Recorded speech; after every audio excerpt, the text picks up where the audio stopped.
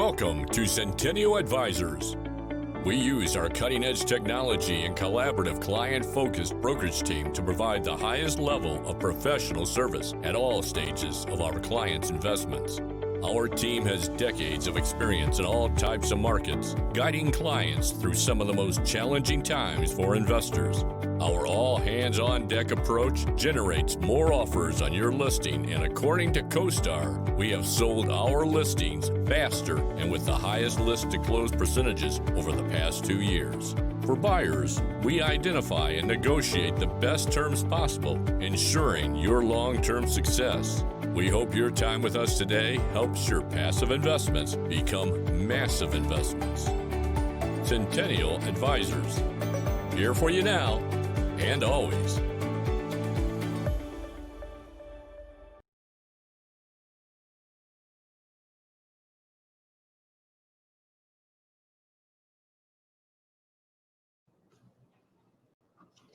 Good afternoon, everyone. Thanks for attending. This will be, I believe, our 13th Centennial Advisors Q&A for 2020. And we've spent a lot of time in the last year talking about the legislation, the lenders, and the legal, and all the different things that are happening, what it means, what the bill might say, how somebody's reacting. But we haven't spent a lot of time talking about the numbers and the impact on the investors and where it really shows up. We talk to a lot of people all the time. We've got a number of clients that are actively utilizing the information that we've put together and the numbers to make decisions right now and act. And then we've got a good number of people that still are unsure that these things like Prop 11 or Prop 21, Prop 15, or AB 3088 are really going to impact them if they are just sitting tight, giving it to the kids in 10 years, not doing anything or any of those things. So we thought we'd spend some time today not talking about the issue, but talking about how the issue impacts investors over the short term in their cash flow, and then the long term in that equity that they've created for years. So what our agenda is going to be today is first we're going to talk about why buyers and exchangers are acting today. Because if you listen to 10 out of the 12 calls that we've done, you'd hear a lot of things that are changing the landscape and making it difficult for people to own and operate investment property in Southern California.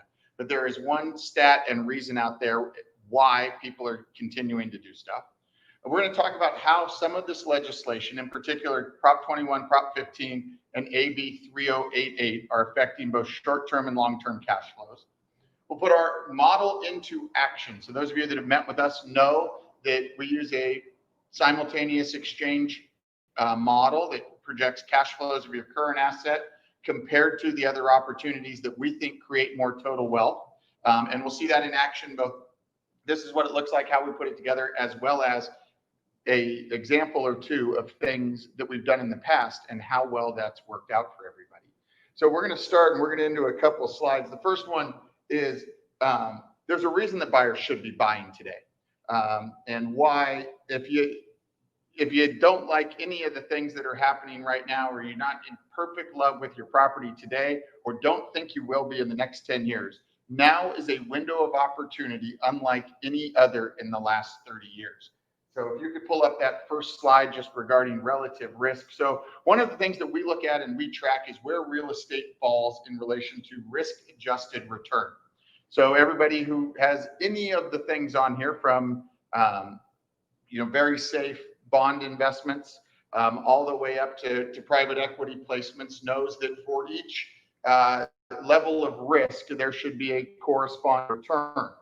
And so if you're going to invest in something, you should get a return on that investment, and you should get more return for the risk. Ultimately, why are we talking about this first? Because when we get into the stat that we believe really differentiates the opportunity today, you'll see why. So whether it's real estate, apartments, or owning in Southern California, those have all historically been traits that reduce the relative risk compared to stocks, startup investments, or secondary investing markets. And you can see here where real estate falls, most of the stock stuff above the blue real estate, most of the bond activity below it, and certainly the 10-year treasury, which is, widely viewed as the most secure investment vehicle, there needs to be a delta or a separation between real estate and something like the 10-year treasury.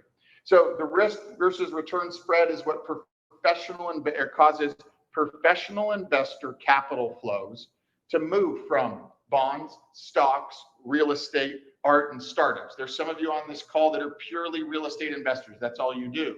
There are other people that enter our markets and leave our markets that invest across all different asset classes. And it is their observation of risk relative to return that causes them to want to acquire certain assets, as well as want to dispose of other assets and move equity in and out of markets. So when you get risk-adjusted returns like a growth stock, which is 4 or 5 markers above real estate, but you get it in an LA or Orange County property, it's too good to pass up. For those professional investors that move money in and out of markets, when the return on that property is comparable to the 10-year treasury, the smart money moves out of real estate. And that's what we see affecting the market and why the market is hot and why the market might be down or things like that that we've seen historically. So what we want to do, or what we will do, is before we get into looking at our local markets, we'll talk a little bit about inflation, because that has been a big factor, or at least a big consideration of why people are investing in real estate today. Can you pull up the inflation slide? And it's always been believed that real estate is a historically good hedge against inflation. With the amount of capital that we've seen flood the market in the form of $600 payments, $1,200 payments, all these different things of getting cash into the average American's hand, there's a lot of money on the sidelines. And we think that as that money starts to get put back into the market, we will see real estate benefit from that. So now let's talk a little bit about our local market. This first slide that we're going to show you, which is the first of the 10-year, is going to show the average cap rate. And we have this for every product in Southern California. Without inundating our commercial owners or apartment owners with 4 or 5 different slides by product, we're going to use apartment cap rates here as the example, but I can assure you that the opportunity that is present is across all product types. So what you have here is the black line represents the average cap rate in Southern California over the last 30 years for apartments in LA and Orange County.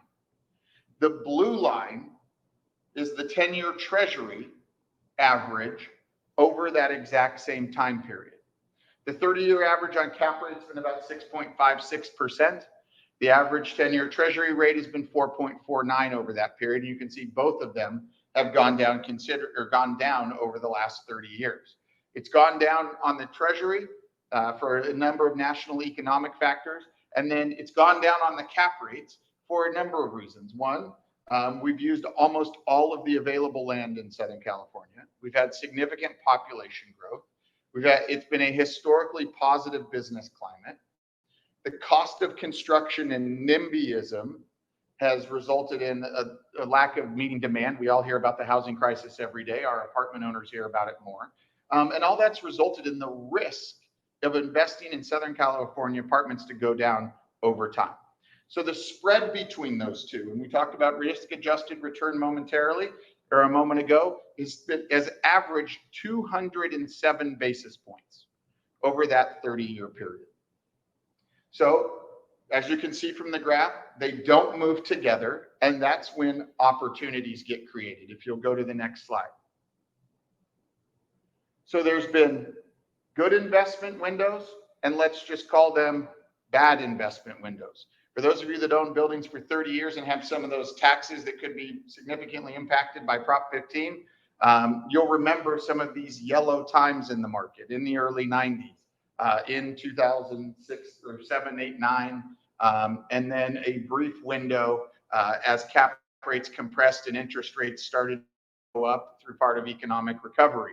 And we saw a little bit of a flattening of values. On the other side of it, we've seen good investment opportunities, and we'll talk about those in a minute. If we'll go to the next slide, we're going to highlight a couple times that I want some of our long-term investors to think about.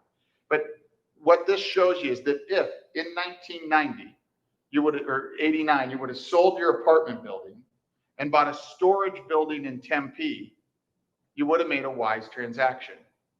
Or selling in 06 and moving your equity to a net leased fast food opportunity have been some of the most profitable and rewarding transactions that I've done throughout my career. Was taking apartment owners at the peak of the market, getting them a price premium, and then rolling that into an asset that made more money. They had less to do, and instead of a family of 4, they had a large corporate backed tenant on that lease. And so that was another great opportunity or great time to sell when we saw cap rates and the 10-year treasury either cross over or get very close to each other, certainly less than that 207 basis point spread. Or the last one that we'll talk about, in 2014, had you sold a recovered West LA apartment building and then bought a just starting to recover Las Vegas apartment property, it would have been a great opportunity to take advantage of some of the opportunities that get created when these two lines move in different paths and create opportunity. Likewise, on the next slide, we'll talk about maybe what some have been the great buying windows. You'll see the color green here representing the good windows to do that, but the dark green one on the far right side we'll get to in a second. So buying as much as somebody could in 93 to 2001 has created life-changing wealth for people and multiple future generations. Or over the last 10 years, we've seen an owner who maybe had one building in 2010 turn that into 10 times that amount of income stream and building over the last few years by buying and exchanging, because the relative risk compared to the return was highly favorable for the investor. So that's going to lead us to today and where we stand. If you'd go to the next one. So this next slide here shows today. It shows the average cap rate over the last 3 months is the black line. And it shows the historic spread, and it shows the blue line, which is the 10-year treasury, currently at about 70 basis points. And should take that back. The blue needs to say 215, but incorrection there. The spread today between the 10-year treasury and the average cap rate is the largest it's been in the 30 years of tracking this stat. The 10-year was driven down by COVID economics, and cap rates have been driven up by COVID economic worries and then the response. And so this is really, today is a green time for everyone. It's opportunity for active managers of property. And by that, I mean, we are seeing on a daily basis institutions, the REITs, as well as the large private investor and syndicators who also operate management companies, writing more and more offers on the available inventory. They're doing it because they're going to be able to lock in 5, 7, or 10-year debt at historically low numbers, and they're going to be buying in a positive leverage environment. And if they actively manage these properties, by that I mean, don't let your tenant who's operated their wrought iron fence business pay 35% below market. Don't let somebody have 14 pets in the unit when you say that they can't have any. And they actively manage those income streams, and they create turnover. Maybe they buy studios in 1s now versus 2s and 3s, but they're actively re-entering the market because they are going to borrow at such low levels. They're going to get these slightly higher cap rates than we've seen, and it's going to be positive leverage. And by that, I mean, for every dollar that they borrow, they make $1.10. The return on that money is infinity. Plus you take whatever their cash invested is going to be, and their California investments are starting to provide really significant returns for people who are going to actively manage property. It's also a great opportunity for investors who need cash flow. I just mentioned positive leverage over the course of these 30 years. True positive leverage, where the debt constant is lower than the cap rate, has happened less than 15% of the time in Southern California over the last 15 years. And that opportunity is available today for somebody who's looking to maximize. One, will put in the time to actively manage, or will go to an asset that doesn't require them to actively manage and get significantly higher returns. The other thing it's a great opportunity for are people that don't like today's California. Obviously, nobody likes the smoke today, but usually we all like the weather. But when I say don't like California, what we really mean is maybe the legislative climate or the business climate for investment real estate owners. A couple examples. Will your city use Prop 21's passage to enact strict vacancy control and rent control? In that case, you can use a blue cities to red cities strategy to protect yourself from that. Or you own a $2 million commercial asset that's got a property tax rate based on either being purchased 15 years ago or more, and you've got mom and pop tenants in there that can't afford a 15 or 40 or 70% rent increase to accommodate increased property taxes through Prop 15, then a trade into a recently sold $3 million plus asset with market rents and corporate tenants is a perfect way to maintain the income stream and not be negatively affected by some of the legislation. And then if you think that California legislation hurts business and private property rights, our Exchange California program to a better spot is a phenomenal opportunity. You can see here, we talked about opportunity in Omen, and that's certainly where the opportunity is for people. Whether you are going to actively manage and stay in California, or you want to explore some of the opportunities that might still facilitate passive management, either red cities, blue cities, into less management intensive investment, or exchanging out of California entirely, those are certainly the opportunities. But let's talk for a second about is maybe some of this basis point difference between the 10-year and cap rates an omen based on some of the legislation. Will the recent local changes adjust the historical spread is a reasonable question. Prop 21, it's going to hurt future income stream potential. Prop 15 increases the costs of doing business. By that, I mean operating investment real estate. Will eviction moratoriums, will those weaken collections? Does the closing of California, and for those of you that are in Long Beach, we learned today that Long Beach schools aren't going to open until at least 2021. And the impact that closing so many things has on the economy, that jeopardizes income streams. AB 3088, which was a huge talking point for us just 2 weeks ago, will increase loss to lease as well as increasing turnover cost. State new housing mandates are going to increase competition on the income stream. And then the trade war for some of our industrial owners in the LA Long Beach port area creates volatility on the income stream. For passive investors, yes, some of those things are going to potentially make Southern California real estate a little bit more risky. Is it 215 basis points risky? Not at all. But for active investors, that increased risk is manageable, especially for the 30-year opportunity that we're talking about.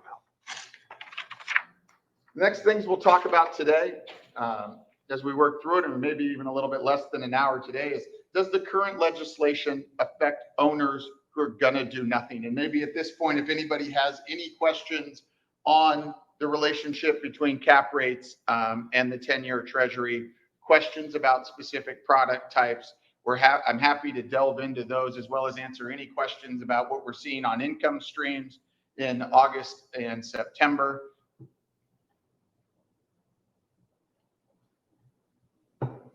If you could pull up our example for AB 3088. So we're going to highlight 3 things today and their impact on the numbers. The first one is going to be 3088, and we chose this one because this is a recently sold transaction up in the valley where we have a number of clients. This is a 60s construction building in North Hollywood that traded a couple months ago at just over $4 million, but at $4,350,000. And for everybody who's watched our videos and is following online, we know what 3088 means. It's the ability for tenants to pay less rent over the next 5 months and then have a long period of time to repay it. And what it's going to do, and where we think the biggest impact is going to be, and how it's going to affect owners both short-term and long-term, is lender response. The response that we're hearing so far is very similar to what we heard in April when there were eviction moratoriums, and that was most lenders got really scared. They anticipated that every tenant wasn't going to pay, and they were just going to be sitting in units not paying. Now, that hasn't been the case. Ryan asked the question of what do you think will happen to collections? Collections are still strong relative to what many people thought they were going to be back in April. The main reason being, people like where they live, and most tenants don't want to get behind. Now, some will because they got no choice, and some will because they see it as an opportunity, and that's where 3088 has significant impact.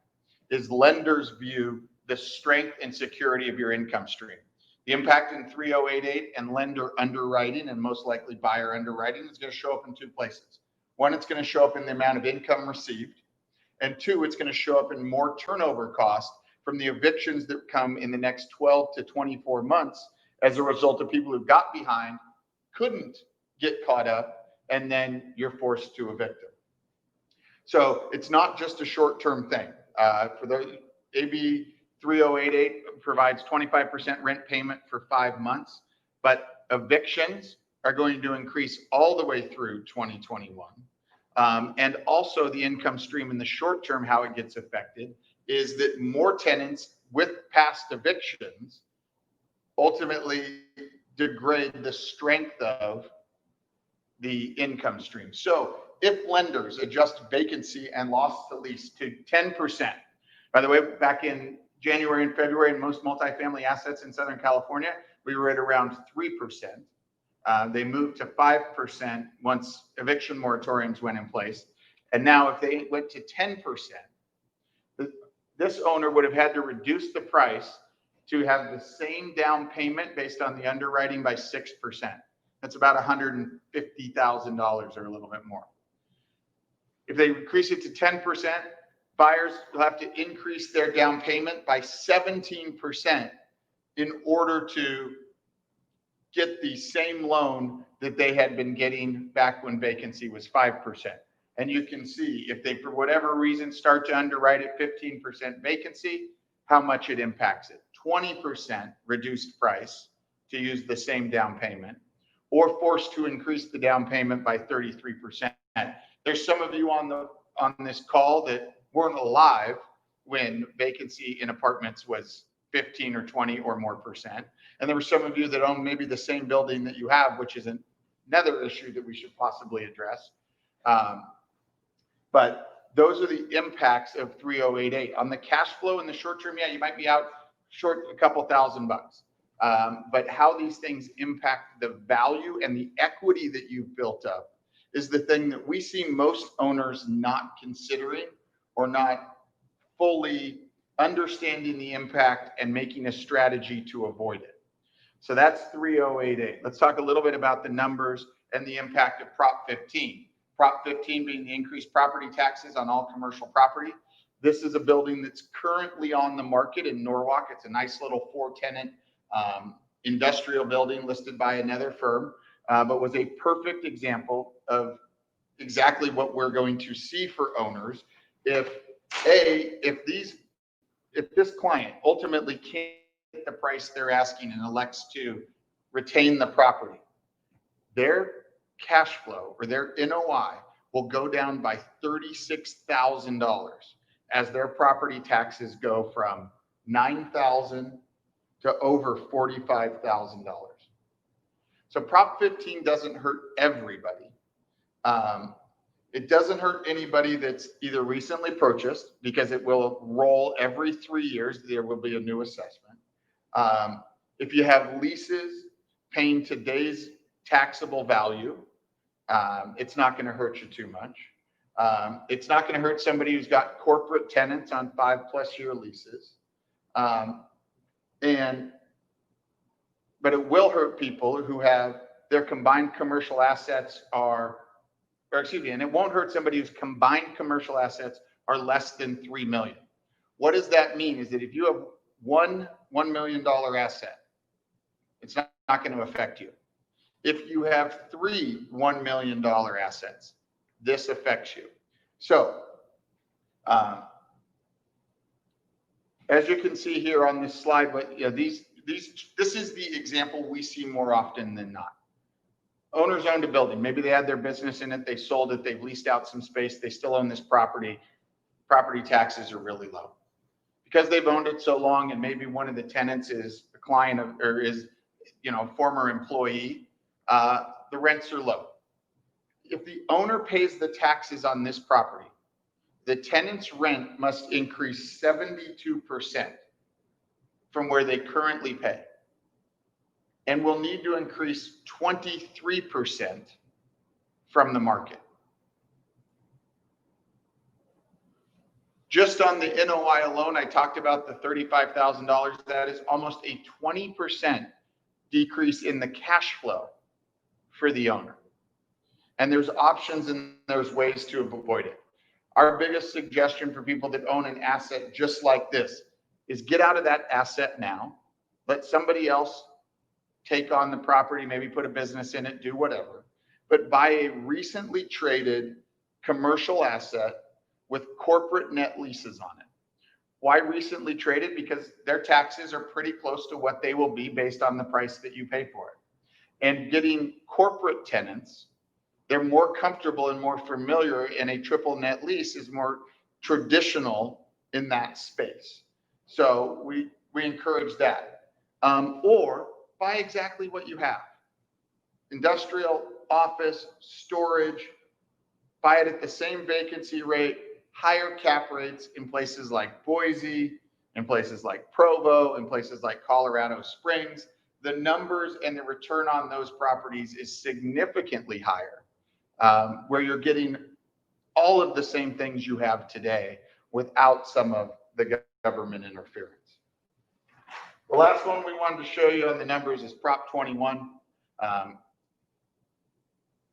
And in this, so Prop 21, real quick, the big concern, if that passes in November, is the ability for local jurisdictions to impose stricter rent control and the amount of money that owners can increase, stricter eviction, no fault eviction, and strict or just cause eviction, excuse me, and the ability to put in vacancy control, which if it passed, if your tenant moved out and a municipality used vacancy control, you could only increase your rent 15% above what the exiting tenant paid. And that 15% you could only do over a 3-year period.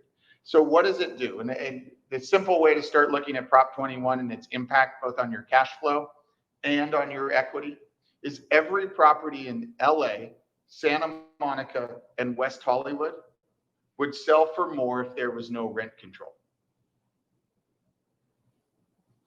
The impact on rent, or the impact on it just from the rent standpoint, is it is impossible for people to replicate returns on a 2 or 3 year hold.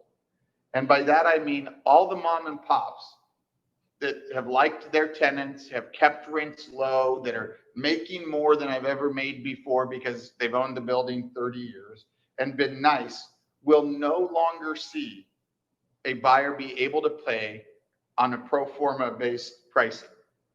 And by that, I mean over the course of my 20-year career in areas aside from LA, Santa Monica, and West Hollywood, you would see an investor come in, know that they could increase the rents, acquire the property at a much more market price, and then over a 2-year or 3-year period, fix the units up, get new people in, and then sell a turnkey, totally remodeled asset at a significantly higher price.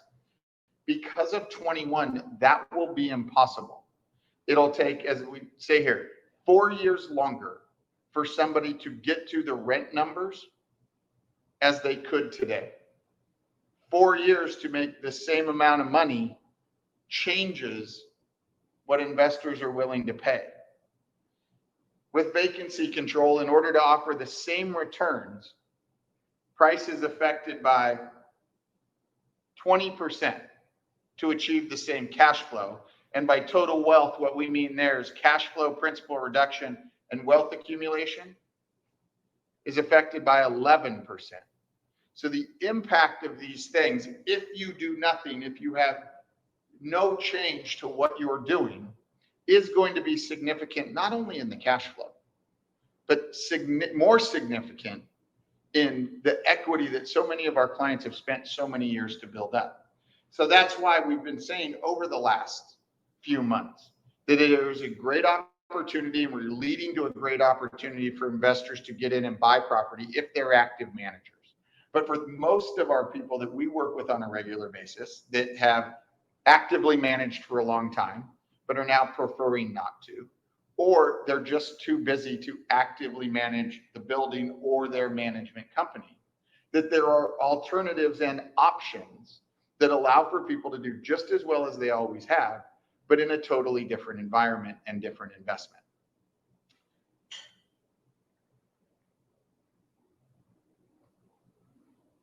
The next thing we're going to move to is the model we use to help owners understand and see how much more money they can make. I talked about total wealth in a second. We have that one, the 3 pie graph. We can come back to it. Pull up the 4119 Excel file, and then maybe you can put that one together. Or pull it. Just a second. If anybody's got a question, now might be a fantastic time to ask it. All right, if you could go to current property. So I'm going to walk you through a couple of the Excel sheets and slides that we use. We put this together because not all dollars are the same. The question we often ask clients is, would you like to make $1,000 a month and $10,000 at the end of the year, or $1,000 a month and $25,000 at the end of the year? The reason we ask that question is because so many of our investors lock in on exactly what their cash flow might be. And that's one way to look at it, but it looks at really only 35% to 40% of the way that, well, 25 to 35% of the way you make money on the average asset in Southern California. The way that you make most of your money is through all three. But the way you make all your money is 25 to 35% of cash flow, the amount that you pay down in principal each year, and how the building appreciates over time. So if we can put our clients in a position where today they can make that same amount of money they're making on their asset, next year they can make more cash flow, and 3, 5, 10 years down the road, they can have built up significantly more equity through principal reduction, as well as appreciation from controlling more square footage. They've made a really smart transition and exchange. So what we do on every property is look at exactly what the income and expense is. This was a property that we used in Santa Ana last year. It was a super successful exchange. We'll get into the money in a second, but it was a 1917 built building in Santa Ana, which is at the forefront of rent control initiatives in Orange County, with an owner that had owned the building for over 30 years. In addition, there were also 2 non-conforming units at the property, and they weren't maximizing the property's performance as it relates to the income. So what we shared with them and suggested is that they could do way better. You'll hear every once in a while our people on the phone say, would you like to make $1 million more over the next 10 years? This is one that showed that on every single property that we put in front of them as potential opportunities. So if we'll go to up leg 1 here, on this model, what we do is we compare your property's performance over 10 years with 2 other assets. This was a 1983 construction building in Fullerton, and up leg number 2 was 14 units in Anaheim. 2 properties that were better locations, controlling more square footage, both significantly newer, but one much, much newer. And we underwrite them the same way that we underwrite their property. If you would have noticed, if you go back to current property, we don't need to do it here, but the expenses were lower on the current property than they are on some of the up legs. So we try to do a real conservative job of underwriting the asset about how it will really perform. If you go to the 10-year summary, and here is where we really start to get into the numbers. So this is our proprietary 10-year model based on the numerous relationships we've had over the years with Wall Street investors, taking what we've learned from them and putting a analysis that compares what somebody owns with what their options might be. We factor in rent growth, we factor in expense growth, what the depreciation will be by acquiring a new asset, so that we can look at those three categories: what the cash flow will be, what the principal reduction will be over time with a new loan or with different debt, and what the appreciation will be over time. And if you'll go to the totals, and Valerie, I'll get to your question in just a second. Maybe, so what we can do here, you can see we track all three of those things. The cash flow on Spurgeon was about $58,000. The Peckham property, which was the newer building in Fullerton, is $63,000. And on Bruce in year one, it was $54,721. Now on Spurgeon, they weren't making any money through principal reduction, but on Peckham and on Bruce, they would add wealth through additional principal reduction each year. Over time, the value of those assets would go up as the rent grows. And we'll now go look down at this 2018 or 28 in yellow. You can see that the total wealth accumulation, and the way we figure that is 10 years of the cash flow, 10 years of the principal reduction, and what the value would be of the property if it sold in 2028. And we add those three numbers together. And for Spurgeon, it was $1,231,000. Doing that exact same thing on Peckham and Bruce, we had $1,719,000 on Peckham, which was a $500,000 increase, $50,000 a year for doing the exact same thing that you're doing, except maybe a little easier. And then on Bruce, almost $1 million more by doing the exchange. In this case, they didn't buy either one of these properties. In fact, they bought a 90s construction or 80s construction building, 9 units in West Anaheim with mostly twos. That numbers look even better to this, that Mike Alper out of our Orange County office found a off-market opportunity and built a relationship with the seller and was able to put this family into a property. But that's what we do on each investment, to help somebody figure out, does it really make sense? I started this part of the presentation with, if you made $1,000 a month and $10,000 at the end of the year, it's different than if you make $1,000 a month and $25,000 at the end of the year. That's the sort of effect that we can have by effectively utilizing equity. Whether, again, you're an active manager, and that's in Southern California, or it's moving out of state or to a red city or to a less management intensive opportunity. One of the things that the last, I think, 6-8 months has taught us all is that we need to be adapting and change, and doing the exact same thing that we were doing isn't working or won't work, can't work. I've got 7 kids. I can't drop them off at school and then get educated. We have to make changes. We're encouraging all of our clients to at least take a look and see the opportunities, because when you look at who it works for today based on the greatest stat, or what we think is the best stat of why people are active today, and you apply that to what you'd like to accomplish over the next 10 years, there's plenty of opportunities. We're going to take a look back in just a second of a exchange we did a little over 10 years ago and see those numbers will be taken from the clients and looking back on it with accuracy. But before that, I'm going to get to Valerie's question. Valerie, with Prop 21, if one has a current vacancy and Prop 21 passes while one still has a vacancy, is the rental basis based on what the last tenant paid, or can one charge market rate to the new tenant? When does Prop 21 take effect? Valerie, I would say the good news is it's still Southern California, and while vacancy is maybe a little bit higher, certainly things get filled fast enough that by the time 21 passes and then cities implement, even the most aggressive cities implement what they'd like to implement, I don't think you're going to get caught with it. If it, today you have the vacancy, you fill it before the law gets passed, whether it's statewide or the local jurisdiction, it's not going to apply. So yes, getting tenants in there now today, maybe cautious, a little bit of caution, lowering the rent a little bit or offering incentive to get it done before November. Pretty smart decision. Certainly getting it done before local legislation would take effect, imperative. as we saw 2 years ago when rent control didn't pass. It only took a couple months for the state to pass 1482 in the legislature.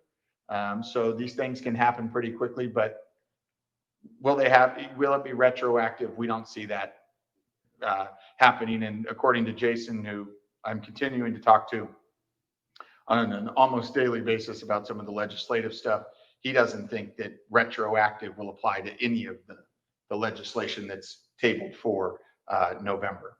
Will you pull up Kelton to Eldon? For those of you that have come to our events, you may have seen this before. We hopefully can make the graph a little bit bigger, but the highlights of this were, go on over to the current property maybe before we. This was an exchange we did back in 2010. They owned 18 units, 68 construction, so it was under rent control in the city of Los Angeles. Mostly studio and one-bedroom units they'd owned forever. You can see here in the middle on the depreciation and basis summary that they had no remaining basis, and that their property taxes were only $11,760. Most owners tell us, well, my property taxes are so low, there's absolutely no way I could make more money. And in some cases, they can't, but actually, in more cases than not, owners can make more money today and lots more money in the long term. So if you'll go to the totals now. So what they did is they traded their Los Angeles rent control property for 40 units in East Side Costa Mesa, which for our LA owners may not know, East Side Costa Mesa is a great neighborhood and one of the most sought after apartment markets in Orange County. So relative to LA, you can, apply it. Got a newer building, no rent control. Increased the cash flow day one by $30,000. They also had a loan because they had to acquire a bigger asset. Made $60,000 in principal reduction in year one. And over the last 10 years, if we now go down to that 2020 number, so the last 9 years, had they kept their current property, they would have made an additional $3 million, of which $1.7 million of that would come from cash flow. By doing the exchange, by getting a little bit more debt, by getting property taxes that were 9 times the $11,000 that they were paying at their current property, they made over $2 million in cash flow. Can you scroll to the right just a little bit? No? Okay. And the equity growth by having 40 units versus 20 added an additional $2 million more dollars. So they've created over $7 million in wealth from making the trade, which is a little under $3.5 million more than keeping their property. So in this example, they sold a building for $3.3 million. And in the last 9 years have created an equal amount of wealth to that to that building that it took them 30 years to create by doing an exchange. That's where we have so much fun in what we do. Hopefully, when you get a call from a Centennial advisor, they carry an air of confidence about what they know they can do to help owners make more money. This is why. When we see these numbers and we do it day after day after day with different owners, you become convinced that in most cases, you can easily help families make significantly more money with their real estate by just pushing them a little bit out of that comfort zone or that complacent zone. Today, fortunately for all of us, 2020 is making us change. It's making us change for the better. With all the legislation that passed, it is going to create opportunities for some, and it's, positive opportunities and maybe need to change opportunities for others. We strongly encourage you to take advantage of what we know how to do to show you how you can make more money. Just an example that we're currently working on today. In the last month, we've closed a transaction for a long time apartment owners here in Long Beach, a partnership between professional real estate investors, also residential realtors that specialized in selling Long Beach homes. They were unhappy with what they were seeing in California, rent control, some of the things happening in Long Beach, and were looking for alternatives. When we sat down, they didn't think they could make any more money because their rents are higher than they've ever been. Their taxes are super low and they have no debt.